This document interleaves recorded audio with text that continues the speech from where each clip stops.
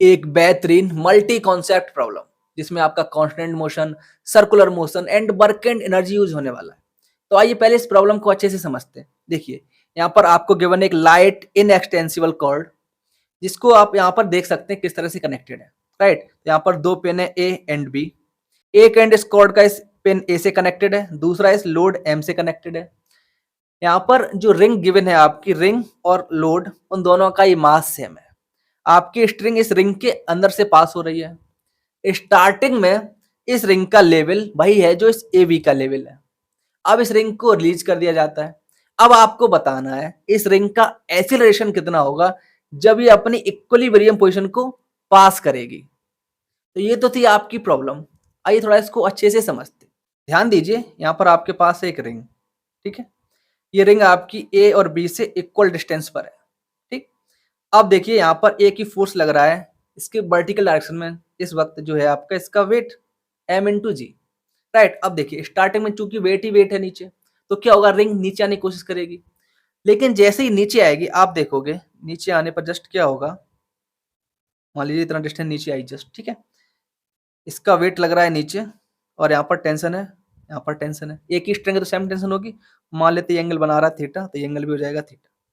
तो आपको upward direction में क्या फोर्स दिखेगा, 2t cos थीटा। नीचे लग रहा होगा कितना, m इंटू जी, राइट, ठीक है। अब देखो, स्टार्टिंग में क्या होगा, mg की वैल्यू ज्यादा होगी तो रिंग आएगी नीचे। बट धीमे धीमे जब जैसे रिंग नीचे आ रही होगी, ये थीटा की वैल्यू कम होने लगेगी, तो cos थीटा की वैल्यू बढ़ेगी और टेंशन भी आपका वेरी करेगा, राइट। तो एक ऐसी सिचुएशन मिलेगी जिसमें ये दोनों कंपोनेंट हो जाएंगे इक्वल, तो उसको बोलेंगे आप इक्विलिब्रियम पोजीशन। बट क्या है कि रिंग तो आ रही थी नीचे, तो एक उसमें हो जाएगा एक मोमेंटम, जिसकी वजह से इस इक्विलिब्रियम की पोजीशन को ये क्रॉस कर जाएगी, राइट। अच्छा, तो आगे चली जाएगी। बट उस पोजीशन के आगे जाने के बाद क्या होगा, देखो ये 2t जो cos थीटा है इसकी वैल्यू बढ़ जाएगी, जिसकी वजह से क्या होगा कि रिंग को अपवर्ड फोर्स मिलने लगेगा। तो फिर एक समय बाद रिंग रुकेगी और फिर ऊपर की तरफ आएगी, यानी कि आपको मिलेगा इस रिंग का ऑसिलेशन। यानी सिचुएशन कैसी हो रहेगी, देखो ऐसे रिंग नीचे आएगी ऊपर जाएगी। और देखो साथ में ये जो स्ट्रिंग है इस लोड से भी कनेक्टेड थी, लोड भी अप और डाउन मोशन करेगा, राइट। तो आपको कुछ ऐसे ऐसे मिलेगा। क्लियर थी इसी बात। तो सबसे पहले बात करते हैं इस इक्विलिब्रियम पोजीशन की, जो कि हम लोग जान चुके कैसे निकल के आएगी, 2t cos theta is equal to mg, right. और ध्यान से देखो, इस लोड का भी मास m है, तो इक्विलिब्रियम पे इस लोड पर भी नेट फोर्स इक्वल हो रहा होगा, तो t is equal to mg, right. ध्यान से देखोगे आप, जब आप इन दोनों क्वेश्चन को यूज करोगे तो आपको यहाँ पर जो इक्विलिब्रियम का जो थीटा है उसकी वैल्यू मिल जाएगी 60 डिग्री। इतना क्लियर है। अब आपसे पूछा गया है इस रिंग का एक्सीलरेशन, राइट। तो मानते हैं यदि इस रिंग की वेलोसिटी v1 है, ठीक है, तो dv1 अपॉन dt आपसे पूछा गया है, राइट। इसके लिए पहले हमें निकालनी पड़ेगी इसकी वेलोसिटी, राइट। तो देखो वेलोसिटी कैसे निकाल सकते हैं, एक बहुत ही सिंपल तरीका है, यदि आप यहाँ पर ध्यान दे पाए।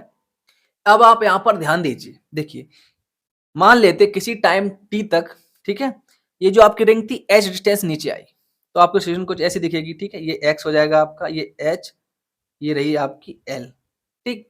अब यहाँ पर देखिए ये बन रहा है आपका राइट एंगल ट्राइंगल, तो आप पाइथागोरस थ्योरम का यूज कर सकते हैं। तो जैसे आप यूज करोगे आपको मिल जाएगा h square plus x square is equal to l square. अब हमें चाहिए वेलोसिटी, तो हम लोग क्या करेंगे, इसको डिफरेंशिएट करेंगे। तो जैसे आप इसको डिफरेंशिएट करोगे तो आप ध्यान दीजिए, यहाँ पर एक्स स्क्वायर तो क्या है आपका कांस्टेंट, तो इसकी वैल्यू हो जाएगी आपकी यहाँ पर 0, और आपको कुछ इस तरह से इक्वेशन मिल जाएगी। अब यहाँ पर ध्यान दीजिए, D H upon D T, ये तो हो जाएगी v1, यानी इस रिंग की स्पीड वेलोसिटी, राइट। बट ये D L upon D T क्या है, थोड़ा आइए समझते ध्यान से। अब देखिए, जब ये रिंग नीचे आ रही होगी उस वक्त ये जो ब्लॉक है आपका लोड है ऊपर जा रहा होगा। कितना ऊपर जाएगा, मान लेते हैं बाई ऊपर जा रहा होगा, राइट। तो अब देखो बाई का और एक्स का एल का क्या रिलेशन होगा, ध्यान दीजिए। ये जो कॉर्ड थी आपकी, इसकी स्टार्टिंग डिस्टेंस थी ये 2x ए और बी के बीच में। अब ए और बी के बीच में इसकी हो गई एल एंड एल, यानी कि 2l। तो एक्स्ट्रा लेंथ कितनी आई, 2l माइनस 2x। तो जितनी एक्स्ट्रा लेंथ यहाँ पर बढ़ गई है उतनी एक्स्ट्रा लेंथ इस दूसरे एंड से कम हो रही होगी, राइट। तो बाई की वैल्यू आपकी क्या आ जाएगी, देखो 2l माइनस 2x, राइट। अच्छा, बाइक का जो रेट ऑफ चेंज है वो क्या हो जाएगा, इस लोड की स्पीड, इसको मान लेते हैं हम लोग v2, राइट। तो आपको यहाँ पे मिल गया, देखो dy upon D T is equal to D L upon D T. D Y upon D T क्या हो जाएगा आपका v2, और यहाँ पर आपको dl अपॉन dt की वैल्यू मिल जाएगी क्या, फिर v2 डिवाइड बाई 2, राइट। तो हम लोग यहाँ पर पुट करेंगे इस जगह, तो आपको जैसे आप पुट करोगे इक्वेशन मिलेगी, इसको आप ऐसे लिख सकते हो, राइट। अब देखो h अपॉन एल क्या है, h अपॉन एल यदि आप इसको थीटा मान रहे थे हम लोग पहले, ठीक है, ये आपका h है, ये एल है, तो क्या हो जाएगा cos थीटा, राइट। तो यहाँ पर आपको cos थीटा मिल गया है। तो ये रिलेशन आ गया किसमें, स्पीड ऑफ रिंग और स्पीड ऑफ दिस लोड, ठीक।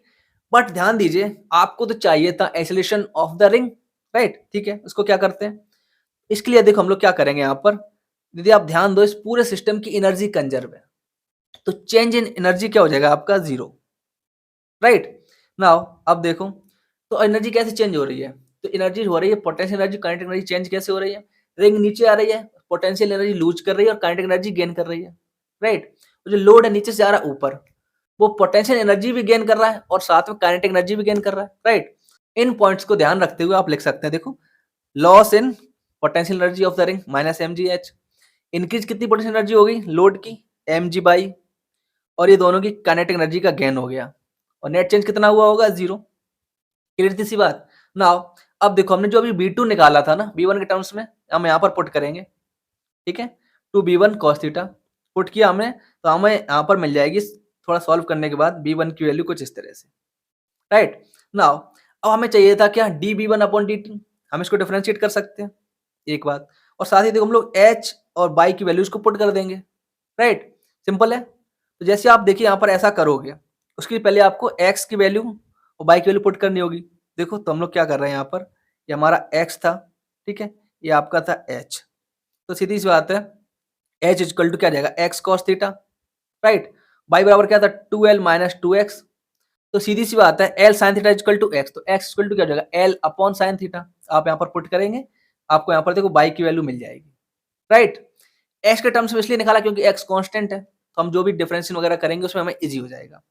जैसे आप यहाँ पर ऐसे लिखते हो तो आपको यहाँ पर देखो y1 स्क्वायर इस तरह से मिल जाएगा, ठीक है, क्लियर थी सी बात। अब हमें निकालना है एक्सेलरेशन, तो हमें करना होगा इसका डिफरेंशिएशन, राइट। जैसे आप इसका डिफरेंशिएशन करोगे तो थोड़ा सा ये भारी भरकम टर्म्स ऐसे कुछ मिलेंगे, बट जो सबसे इंपॉर्टेंट है वो आपको मिलेगा यहाँ पर D theta upon D T, जो कि अभी तक हमने कैलकुलेट नहीं किया है। तो अब क्या करेंगे हम लोग इसको कैलकुलेट करेंगे, ठीक है, ओके।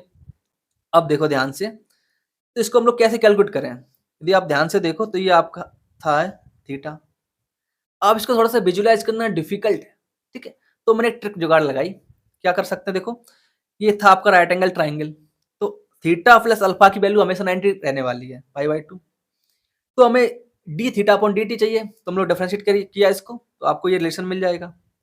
तो जहां से आपको एक इक्वेशन मिलेगी कि rate of change of theta is equal to minus of rate of change of alpha.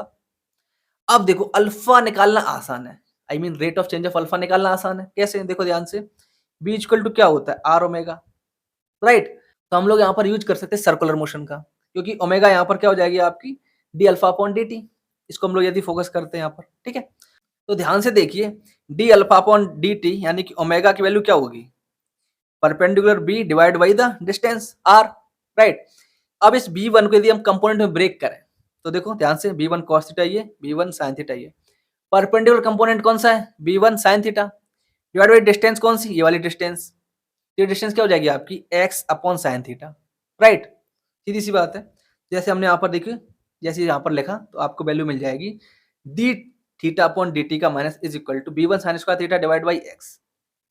अब इन सारी वैल्यूज को हमें पुट करना होगा जो हमने अभी इक्वेशन निकाली थी इसमें, ठीक है।